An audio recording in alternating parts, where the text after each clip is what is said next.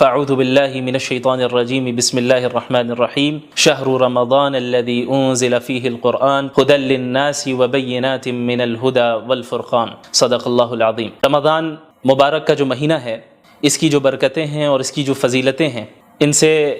ہر ایک مسلمان واقف ہیں۔ آپ صلی اللہ علیہ وسلم کی احادیث میں اور اس سے پہلے خود قرآن کریم میں اس مبارک مہینے کی فضیلتوں کو بیان کیا گیا ہے۔ جہاں اس مبارک مہینے کی مختلف فضیلتیں ہیں، انہی میں سے ایک خاص فضیلت اس مہینے کو جو حاصل ہے وہ یہ ہے کہ قرآن کریم کے نزول کی ابتدا اسی مہینے میں ہوئی۔ اسی لیے قرآن کریم میں اللہ رب العالمین نے سورۃ البقرہ میں فرمایا کہ رمضان کا مہینہ ہے جس میں قرآن کریم کو نازل کیا گیا، جو کہ تمام انسانیت کے لیے ہدایت نامہ ہے۔ تو ہمیں اس آیت سے معلوم چلا کہ رمضان کے مہینے کا قرآن کریم سے اور قرآن کریم کا رمضان کے مہینے سے ایک گہرا تعلق ہے، ایک گہری نسبت ہے۔ اس نسبت کو سمجھنے کے لیے ہمیں قرآن کریم کے نزول کے مقصد کو سمجھنا ہوگا کہ آخر قرآن کریم کے نزول کی ضرورت ہی کیا تھی، اور اللہ رب العالمین نے اپنے آخری نبی محمد الرسول اللہ صلی اللہ علیہ وسلم پر اس مبارک کلام کو کیوں نازل کیا۔ اس کا جواب بھی قرآن کریم میں ہی موجود ہے۔ اللہ رب العالمین نے فرمایا کتاب انزلناہ الیک مبارک لیدبروا آیاتہ ولیتذکر اولو الالباب، کہ یہ وہ مبارک کتاب ہے جسے ہم نے نازل کیا تاکہ لوگ اس مبارک کتاب میں تدبر کر سکیں، غور و فکر کر سکیں، اور عقل والے اس سے نصیحت حاصل کر سکیں۔ ان ھذا القرآن یہدی للتی ہی اقوم، یقیناً یہ قرآن کریم ایک ایسی کتاب ہے جو بالکل سیدھے راستے کی طرف رہنمائی کرتی ہے اور ہدایت دیتی ہے۔ لہٰذا ہمیں معلوم چلا کہ قرآن کریم کے نزول کا مقصد تمام انسانیت تک ہدایت پہنچانا ہے، اور تمام انسانیت کے لیے ایک ایسا راستہ واضح کرنا ہے جس راستے کو اختیار کر کے ایک بندہ ہمیشہ ہمیش کی جنت میں داخل ہو سکے اور جہنم کے عذاب سے اپنے آپ کو بچا سکے۔ یاد رکھیں کہ اللہ کے نبی صلی اللہ علیہ وسلم تلاوت کلام اللہ اور قرآن کریم کو پڑھنا، اس کا دور کرنا، اسے سمجھنا، اس کی تعلیم دینا تو پورے سال آپ صلی اللہ علیہ وسلم کا یہ معمول تھا، لیکن رمضان المبارک میں مزید اہتمام کے ساتھ آپ صلی اللہ علیہ وسلم اس عمل کو انجام دیتے، یہاں تک کہ حضرت جبریل علیہ السلام ہر سال رمضان کے مہینے میں آپ صلی اللہ علیہ وسلم کے پاس تشریف لاتے اور قرآن کا دور ہوتا، اور آپ صلی اللہ علیہ وسلم کی زندگی کا جو آخری رمضان تھا، اس میں حضرت جبریل علیہ السلام کے ساتھ اللہ کے نبی صلی اللہ علیہ وسلم نے 2 مرتبہ قرآن کریم کا دور کیا۔ تو قرآن کریم کا نزول اسے پڑھنے، سمجھنے اور اس سے ہدایت حاصل کرنے کے لیے ہوا ہے، اور کسی بھی کتاب سے فائدہ اسی وقت ہم حاصل کر سکتے ہیں، خصوصاً قرآن کریم سے ہدایت ہم اسی وقت حاصل کر سکتے ہیں کہ جب ہم قرآن کریم کو سمجھیں، قرآن کریم کو پڑھیں، سمجھیں، صرف تلاوت تک ہی ہم اکتفا نہ کریں۔ اسی لیے اللہ تعالیٰ نے انبیاء علیہ الصلاۃ والسلام، خصوصاً محمد الرسول اللہ صلی اللہ علیہ وسلم کے متعلق سورۃ الفرقان میں یہ بات بھی اللہ رب العالمین نے بیان فرمائی کہ وقال الرسول یا رب ان قوم اتخذوا هذا القرآن مہجورا۔ اللہ کے نبی صلی اللہ علیہ وسلم قیامت کے دن شکایت کریں گے اللہ رب العالمین سے کہ یا اللہ، اے میرے رب، میری قوم نے قرآن کریم کو چھوڑ دیا۔ ظاہر ہے کہ کوئی بھی مسلمان یہ نہیں چاہے گا کہ اللہ کے نبی صلی اللہ علیہ وسلم اس کے متعلق اللہ رب العالمین سے شکایت کرے۔ لہٰذا ہر مسلمان پر لازم ہے کہ قرآن کریم کے جو حقوق ہیں ان حقوق کی ادائیگی کرے۔ وہ حقوق کیا ہیں؟ مختصراً میں بیان کر دوں کہ علماء کرام نے قرآن کریم کے تقریباً 6 حقوق بیان کیے ہیں۔ سب سے پہلا حق تو یہ ہے کہ پورے قرآن کریم پر ایمان لانا کہ اللہ رب العالمین نے اس کلام کو نازل کیا ہے، اس کے الفاظ بھی اللہ کے ہیں، اس کے معنی بھی اللہ کے ہیں، اور اس میں کسی بشر کے کلام کا کوئی دخل نہیں، کسی مخلوق کے کلام کا کوئی دخل نہیں۔ سورۃ الفاتحہ سے لے کے سورۃ الناس تک ایک ایک آیت، بلکہ ایک ایک حرف اللہ رب العالمین کی جانب سے نازل کردہ ہے، اور اس کی اتباع کرنا قیامت تک کے لوگوں کے لیے واجب ہے، ضروری ہے، اور اس سے انحراف اختیار کر کے کوئی بھی شخص کامیابی حاصل نہیں کر سکتا۔ قرآن کریم کا دوسرا حق ہے اس کی تعظیم کرنا، کہ چونکہ یہ ایک مقدس کتاب ہے، یہ اللہ کا کلام ہے، یہ کسی عام انسان کا کلام نہیں ہے، کسی مخلوق کا کلام نہیں ہے، یہ اللہ رب العالمین کے ڈیوائن ورڈز ہیں، یہ اللہ رب العالمین کے الفاظ ہیں، اس کے معنی ہیں، اور اس کی طرف سے نازل کردہ کلام ہے، لہٰذا اس کلام کی اس طرح تعظیم کی جائے جس طرح تعظیم کرنا رسول اللہ صلی اللہ علیہ وسلم نے ہمیں سکھایا ہے۔ اسی طرح قرآن کریم کا جو تیسرا حق ہے وہ قرآن کریم کی تلاوت کرنا ہے، چاہے قرآنی آیتوں کا مطلب سمجھ میں آ رہا ہو یا نہ آ رہا ہو، یہ ایک مستقل عبادت ہے اور یہ ایک مستقل قرآن کریم کا حق ہے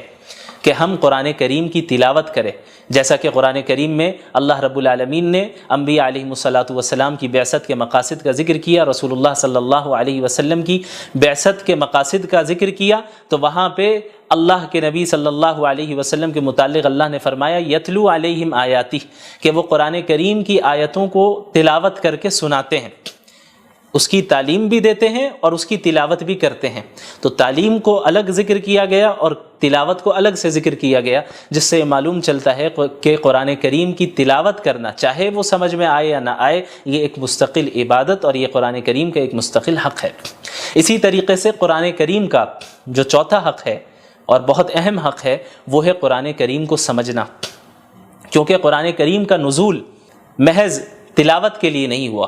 قرآن کریم کا نزول محض رقیہ کرنے کے لیے نہیں ہوا، قرآن کریم کا جو نزول ہوا ہے وہ اس میں تدبر کرنے کے لیے ہوا ہے، جیسا کہ اللہ نے فرمایا کتاب انزلناہ الیک مبارک لیدبروا آیاتہ، کہ ہم نے اس مبارک کتاب کو آپ پر نازل ہی اس لیے کیا ہے تاکہ لوگ اس میں تدبر کریں، غور و فکر کریں۔ لہٰذا یہ ہر مسلمان کی ذمہ داری ہے کہ اپنے رب کے کلام کو سمجھیں، سیکھیں، اور خصوصاً رمضان المبارک میں قرآن کو پڑھنے، اس کی تلاوت کرنے اور اس کو سمجھنے کا اہتمام کریں، کثرت کے ساتھ کریں، چونکہ اس مہینے کا قرآن کریم سے بڑا گہرا تعلق ہے۔ اسی طرح قرآن کریم کا جو چوتھا حق ہے وہ ہے قرآن کریم پر عمل کرنا، چونکہ دین اسلام محض ایک آئیڈیالوجی نہیں ہے، محض ایک فکر نہیں ہے یا کوئی فلسفہ نہیں ہے کہ جسے کسی نے پیش کر دیا اور جس کا عملی زندگی سے کوئی تعلق نہیں ہے، بلکہ قرآن کریم ایک پریکٹیکل زندگی گزارنے کی ہدایت کرتا ہے اور اس میں رہنمائی کرتا ہے کہ ایک مسلمان اپنی زندگی کو کس طرح گزارے، ایک انسان اپنی جلوت کو اور اپنی خلوت کو کس طرح گزارے، پبلک لائف اور پرائیویٹ لائف میں کس طرح لوگوں کے ساتھ معاملات کریں، اس کا اللہ کے ساتھ کس طرح تعلق ہو، اس کا اپنے نفس کے ساتھ کس طرح تعلق ہو، ان ساری چیزوں کے متعلق قرآن کریم رہنمائی کرتا ہے۔ لہٰذا یہ ضروری ہے کہ ہم قرآن کے اس پانچویں حق کو بھی ادا کریں جو کہ ہے قرآن کریم پر عمل کرنا، قرآن کریم پر عمل کرنا۔ اور جب ایک انسان قرآن کریم پر عمل کرے گا اسی کے متعلق اللہ رب العالمین نے کامیابی اور نعمتوں کا وعدہ کیا ہے، جیسا کہ کئی جگہ آپ کو قرآن کریم میں اس کا ذکر ملے گا، ان الذین آمنوا وعملوا الصالحات، الذین آمنوا وعملوا الصالحات، جنہوں نے ایمان لایا اور جنہوں نے نیک اعمال کیے، یعنی قرآن کریم پر عمل کیا۔ لہٰذا عمل کرنا یہ قرآن کریم کا پانچواں حق ہے اور بہت اہم حق ہے۔ اسی طرح قرآن کریم کا جو چھٹا حق ہے جو کہ علماء کرام نے بیان کیا ہے اور یہ بھی بہت اہم ہے، ان حقوق میں سے ہر ایک حق اپنی جگہ پہ اہمیت کا حامل ہے اور ان سب کو ادا کرنا ضروری ہے۔ جو چھٹا حق ہے قرآن کریم کا وہ ہے اس قرآن کریم کی تبلیغ کرنا۔ یا ایھا الرسول بلغ ما انزل الیک من ربک، یہ حکم سب سے پہلے اللہ رب العالمین نے محمد الرسول اللہ صلی اللہ علیہ وسلم کو دیا اور محمد الرسول اللہ صلی اللہ علیہ وسلم کے واسطے سے تمام امت مسلمہ کو دیا۔ اللہ رب العالمین نے فرمایا کہ اے رسول، آپ کے رب کی طرف سے جو کچھ آپ پر نازل ہو رہا ہے اس کی تبلیغ کریں، اسے دوسروں تک پہنچائے، کیونکہ دین اسلام محض کوئی نسلی مذہب نہیں ہے جس طرح یہودیت ہے جو کہ ایک نسلی مذہب ہے۔ قرآن کریم اور دین اسلام اس طرح نہیں ہے، دین اسلام کا دروازہ تو ہر ایک کے لیے کھلا ہے، جو بھی ایمان قبول کر لے، جو بھی اسلام میں داخل ہو جائے، جو بھی قرآن کو سچا کلام مان لے، جو بھی صحیح عقائد اختیار کر لے، اعمال صالحہ کرے، اس کے لیے جنت کا وعدہ ہے، اس کے لیے اللہ کی نعمتوں کا وعدہ ہے۔ تو یہ جو امت ہے، امت مسلمہ، یہ امت دعوت ہے، جیسا کہ سورۃ البقرہ میں اللہ نے فرمایا کنتم خیر امۃ اخرجت للناس، کہ تم وہ امت ہو جسے تمام انسانوں کے لیے نکالا گیا، محض مسلمانوں کے لیے نہیں، محض محض مخصوص خاندان کے لیے نہیں، محض مخصوص علاقے والوں کے لیے نہیں، للناس اللہ نے فرمایا کہ تمام انسانیت کے لیے اللہ رب العالمین نے اس امت کو بھیجا ہے، تأمرون بالمعروف وتنہون عن المنکر، کہ تم انہیں نیکیوں کا حکم دو اور برائیوں سے روکو، وتؤمنون باللہ، اور تم ایک اللہ پر ایمان رکھو۔ لہٰذا قرآن کریم کا یہ چھٹا حق ہے کہ ہم قرآن کریم کی تبلیغ اور اس کی اشاعت کریں، تمام اقوام عالم تک قرآن کریم کے پیغام کو پہنچائیں اور اس فریضے کو ادا کریں جو فریضہ اللہ کے نبی صلی اللہ علیہ وسلم کو اللہ تعالیٰ نے دیا، اور اللہ تعالیٰ کے نبی صلی اللہ علیہ وسلم نے خصوصاً حجۃ الوداع کے موقع پہ امت مسلمہ کو سونپا، اور آپ صلی اللہ علیہ وسلم نے فرمایا تھا کہ فَلْيُبَلِّغِ الشَّاهِدُ الْغَائِبُ، تم میں سے جو بھی موجود ہے میری بات ان تک پہنچا دے جو یہاں پر موجود نہیں ہیں۔ تو یہ سلسلہ تبلیغ کا اور قرآن کریم کی اشاعت کا عہد نبوی سے جاری رہا، یہاں تک کہ آج اس صدی میں بھی ہم تک اسی طرح قرآن کریم پہنچا، اپنی تمام تفصیلات کے ساتھ، تمام تفسیر کے ساتھ، تمام تشریح کے ساتھ، اور اب یہ ہماری ذمہ داری ہے کہ قیامت تک کے لوگوں کے لیے ہم اسے جاری رکھیں اور اس کے پیغام کو عام کریں۔ تو جب ہم قرآن کریم کے نزول کے حقیقی مقاصد کو سمجھیں گے اور قرآن کے حقوق کو سمجھیں گے تو قرآن کریم کے ساتھ وقت گزارنے میں بھی ہمیں لذت محسوس ہوگی۔ خصوصاً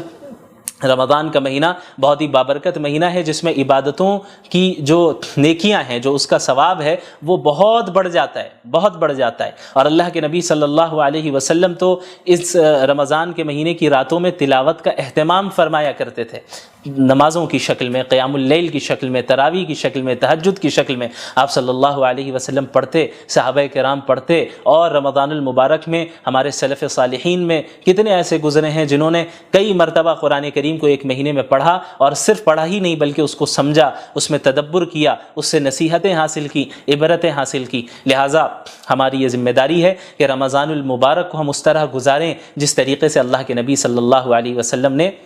گزارا۔ یہاں تک کہ بعض سلف صالحین کے معمول کا ذکر ہوتا ہے کہ بڑے بڑے محدث جو پورے سال حدیث کا درس دیا کرتے تھے، جب رمضان المبارک کا مہینہ شروع ہوتا تو حدیث کے دروس، فقہ کے دروس، ساری چیزوں کو موقوف کر دیتے اور مکمل طور پہ اپنے آپ کو قرآن کریم کے درس، قرآن کریم کی تدریس کے ساتھ مشغول کر دیا کرتے ہیں، اس کو پڑھنے اور اس کو پڑھانے میں اپنے آپ کو مصروف رکھتے کہ چونکہ اس مبارک مہینے کا قرآن کریم سے بڑا گہرا تعلق ہے، لہٰذا اس مبارک مہینے میں ہم زیادہ سے زیادہ قرآن کریم کے ساتھ ہی وقت گزاریں گے۔ اللہ رب العالمین ہم سب کو ان باتوں پر عمل کرنے کی توفیق عطا فرمائے۔ وآخر دعوانا ان الحمد للہ رب العالمین، والسلام علیکم ورحمۃ اللہ وبرکاتہ۔